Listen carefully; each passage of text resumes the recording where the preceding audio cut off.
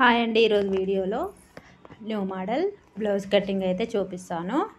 New model వచ్చేసి హ్యాండ్స్కి అండి, పఫ్ హ్యాండ్స్. ఆల్రెడీ నా ఛానల్లో ఈ blouse hand cutting stitching video కూడా ఉంది. పఫ్ హ్యాండ్స్, ఎల్బో హ్యాండ్ కూడా. తర్వాత హ్యాండ్స్ కట్ చేసిన తర్వాత నేనైతే బ్యాక్ పార్ట్ అయితే కట్ చేస్తున్నాను. ఇలా స్ట్రైట్గా షోల్డర్ నుండి బ్యాక్ సైడ్ డాట్ వేస్తాం కదా, డాట్ ఇలా మధ్యలోకి ఇలా స్ట్రైట్గా బ్లౌజు హైట్ ఇలా చూసుకోవాలి. ఎక్కడి వరకు వచ్చిందో అక్కడి వరకు ఒక లైన్ అయితే ఇలా మార్కింగ్ చేయాలి. మళ్ళీ పైన ఎక్స్ట్రా హాఫ్ ఇంచ్ కూడా మార్కింగ్ చేయాలి. ఇలా కింది సైడ్ హాఫ్ ఇంచ్ ఎక్స్ట్రా ఉండాలి, పైన కూడా హాఫ్ ఇంచ్ ఎక్స్ట్రా ఉండాలి. ఈ బ్లౌజు ఆర్మ్ బ్లౌజ్ వచ్చేసి 7 ఇంచెస్, 7 ఇంచులకి 1 ఇంచ్ కలుపుకొని 8 ఇంచులకి అయితే మార్కింగ్ అయితే చేయాలి. 8 ఇంచెస్ వచ్చేసి ఆర్మ్ లూజ్కి చెస్ట్ లూజ్కి ఇలా మ్యాచ్ కావాలి. 8 ఇంచెస్కి ఒక మార్కింగ్, తర్వాత వచ్చేసి 2 ఇంచెస్ ఎక్స్ట్రాగా మార్కింగ్ అయితే చేయాలి. ఇప్పుడు పైన కూడా సేమ్ ఇదే విధంగా మార్కింగ్ చేయాలి. ఇప్పుడు నెక్ వచ్చేసి 2 ఇంచులైతే తీసుకుంటున్నాను. చిన్న సైజు బ్లౌజే కాబట్టి 2 ఇంచులు అయితే సరిపోతుంది. తర్వాత షోల్డరు బ్లౌజ్కి ఎంత ఉంటే అంత తీసుకోవాలి. మళ్ళీ హాఫ్ ఇంచులు ఎక్స్ట్రా తీసుకోవాలి. ఫుల్ షోల్డర్ వచ్చేసి 5 ఇంచులు అయితే వచ్చింది. ఇక్కడ హాఫ్ ఇంచ్ ఎక్స్ట్రాగా 5.5కి అయితే మార్కింగ్ చేస్తున్నాను. చంక డౌను ఇలా 5.5కి మార్కింగ్ చేస్తున్నాను. స్ట్రైట్గా ఇప్పుడు చంక డౌన్ కూడా మార్కింగ్ స్కేల్తో ఇలా స్ట్రైట్గా ఒక లైన్ అయితే డ్రా చేయాలి. మళ్ళీ తర్వాత ఇలాగా ఒకసారి బ్లౌజ్కు చంక పొడవు అయితే ఇలా చూస్తున్నాను. కింద హాఫ్ ఇంచ్ వదిలేసి చెక్ చేయాలి. ఇక్కడికైతే వచ్చింది. ఇలా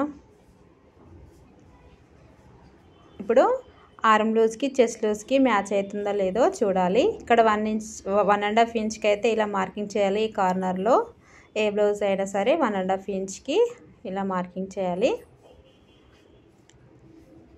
ఇలా చంక డౌన్ చూసారా 5 ఇంచెస్. ఇలా స్ట్రైట్గా కర్వ్ స్కేల్తో ఇలా మార్కింగ్ని కలిపేస్తూ ఇలా కర్వ్ షేప్ ఇలా డ్రా చేయాలి.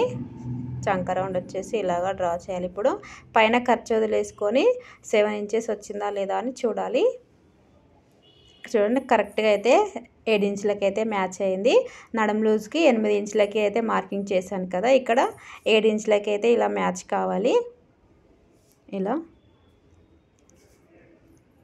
ఇప్పుడు కరెక్ట్గా మ్యాచ్ అయింది కదా. ఒకవేళ హాఫ్ ఇంచ్ ఎక్కువ తక్కువనే చంక డౌన్ పైకి కిందికి అయితే జరుపుకుంటూ టేప్తో చూసుకుంటూ మార్కింగ్ చేయాలి. ఇప్పుడు వీపు కప్పు పొడవు ఇలా చూడాలి. కింద హాఫ్ ఇంచ్ వదిలేసి ఇలా మార్కింగ్ చేయాలి. పైన హాఫ్ ఇంచ్ మళ్ళీ ఎక్స్ట్రాగా మార్కింగ్ చేయాలి.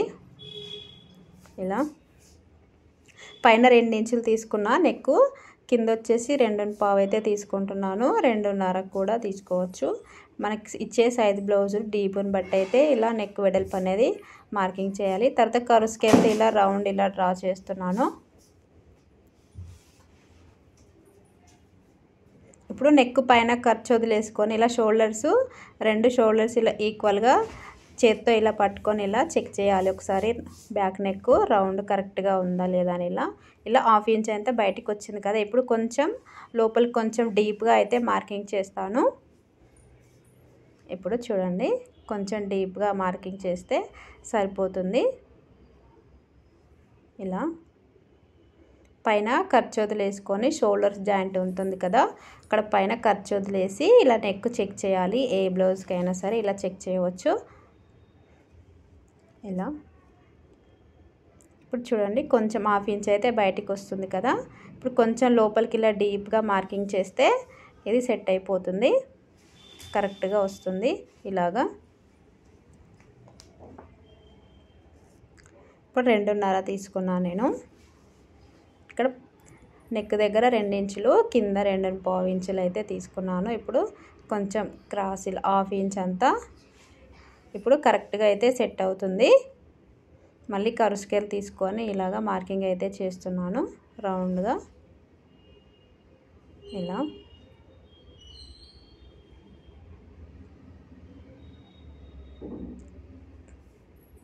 కొంచెం ఇలాగా ఇప్పుడు రౌండ్గా అయితే ఇలా ఎలా మార్కింగ్ చేసామో అదే విధంగా కట్ చేయాలి. ఇప్పుడు కింద హాఫ్ ఇంచ్ ఎక్స్ట్రాగా మార్కింగ్ వదిలేకున్న తర్వాత ఇలా కట్ చేయాలి. ఇలాగా. వీడియో నచ్చితే లైక్ చేయండి. మా ఛానల్ని ఫస్ట్ టైం చూస్తే సబ్స్క్రైబ్ చేసుకోండి.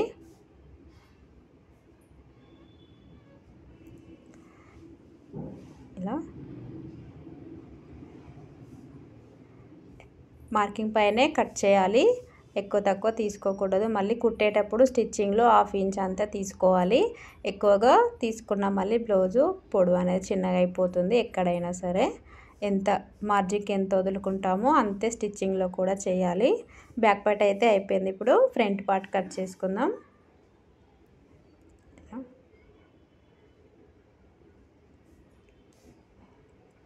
ఇప్పుడు మిగిలిన క్లాత్ ఇలా తిప్పేసిన తర్వాత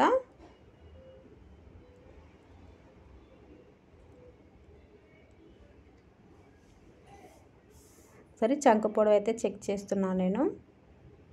ఇలా కరెక్ట్గానే వచ్చింది.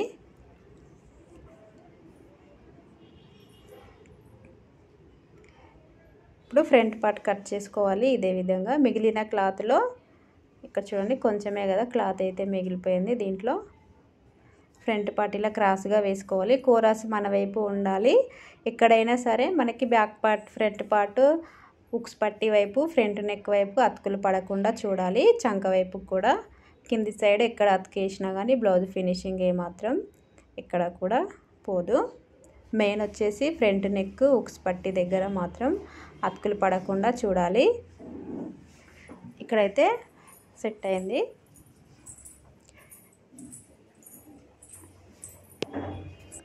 తర్వాత ఇలా ఇక్కడైతే ఫ్రంట్ పార్ట్ అయితే ఇక్కడైతే వచ్చేస్తుంది.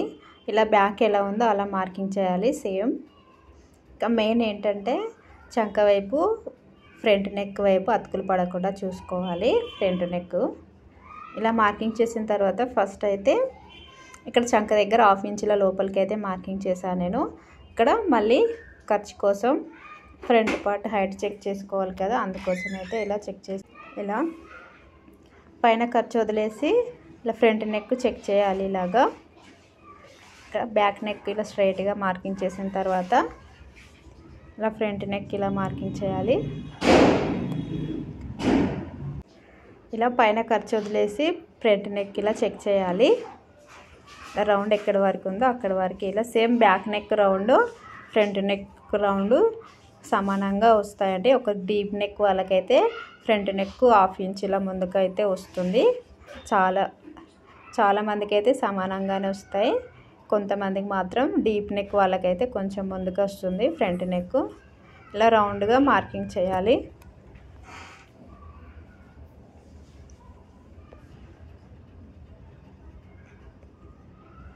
ఫ్రంట్ నెక్ తర్వాత ఉక్స్ పట్టి పైన ఉక్స్ పట్టి పొడవు చెక్ చేయాలంటే ఇలాగ పైన హాఫ్ ఇంచ్ ఖర్చు వదిలేసి 4 ఉక్స్కి మార్కింగ్ అయితే చేయాలి. పైనుండి 4 ఉక్స్కి మార్కింగ్ చేస్తే కరెక్ట్గా కాజాపట్టి ఖర్చు మెయిన్ డాట్ ఖర్చు కూడా ఇందులోనే వచ్చేస్తుంది. ఇప్పుడు ఇలా షోల్డర్ నుండి మధ్యలోకి ఇలా ఫోల్డ్ చేస్తూ మెయిన్ డాట్ ఇలా చెక్ చేసుకోవాలి. మెయిన్ డాట్ పొడవు ఇలా ఫ్రంట్ పార్ట్ మెయిన్ డాట్ ఇలా చూడాలి. స్ట్రైట్గా పైన ఖర్చు వదిలేసి ఇలా మెయిన్ డాట్ ఎక్కడి వరకు ఉందో అక్కడి వరకు ఇలా ఇక్కడ ఒక మార్కింగ్ చేయాలి. కింద మళ్ళీ హాఫ్ ఇంచ్ ఎక్స్ట్రాగా మార్కింగ్ కూడా చేయాలి. ఇప్పుడు స్ట్రైట్గా ఒక లైన్ డ్రా చేయాలి. తర్వాత చంక క్రాస్ పట్టి పొడవు కూడా చెక్ చేసుకోవాలి ఒకసారి. ఇలా స్ట్రైట్గా ఇక్కడ మెయిన్ డాట్ ఎక్కడి వరకు ఉందో ఇలా చూడాలి. 11.5 టైట్గా లాగితే 11.5 అయితే వస్తుంది. కొత్త బ్లౌజే కాబట్టి ఎంత ఉంటే అంతే తీసుకోవాలి. 11.5కి మార్కింగ్ చేస్తున్నాను. ఇలా మళ్ళీ ఎక్స్ట్రా కింద హాఫ్ ఇంచ్ క్రాస్ పట్టి జాయింటింగ్ చేస్తాం కదా, అందుకోసం హాఫ్ ఇంచ్ మళ్ళీ ఎక్స్ట్రాగా మార్కింగ్ చేయాలి. ఇలా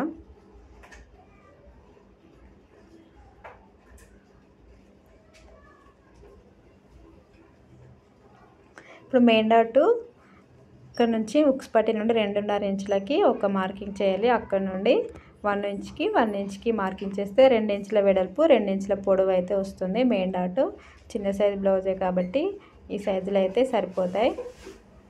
ఇలా ఇక్కడ నుండి ఇలా క్రాస్గా ఇలా మార్కింగ్ చేయాలి. ఇక్కడ క్రాస్ పట్టి ఎక్కడి వరకు ఉందో అక్కడ వరకు ఒకసారి చెక్ చేయాలి. పైన ఖర్చు వదిలేసి ఇక్కడ వరకు ఉంది, మళ్ళీ 1/2 ఇంచ్ పైకి మార్కింగ్ చేయాలి క్రాస్ పట్టి కోసం. ఈ బ్లౌజ్కి అయితే 4 డాట్స్ ఉన్నాయి కాబట్టి 1/2 ఇంచ్ అంత ఎక్కువగా మార్కింగ్ అయితే చేస్తున్నాను.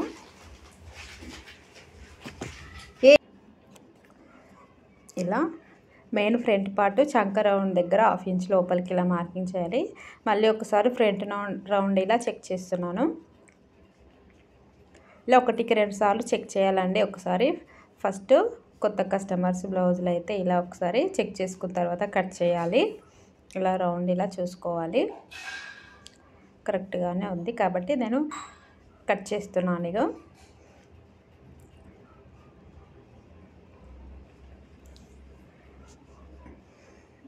ఇలా ఇక్కడ డాట్స్ మనం కుట్టేటప్పుడు ఎలాగో డాట్స్ అయితే ఆటోమేటిక్గా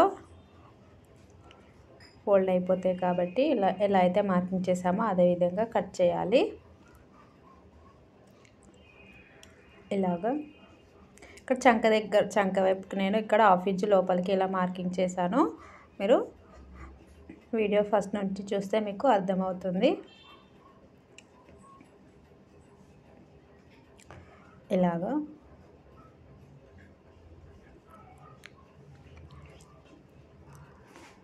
వీడియో నచ్చితే లైక్ చేయండి. ఫస్ట్ టైం మా ఛానల్ని చూస్తే సబ్స్క్రైబ్ చేసుకోండి.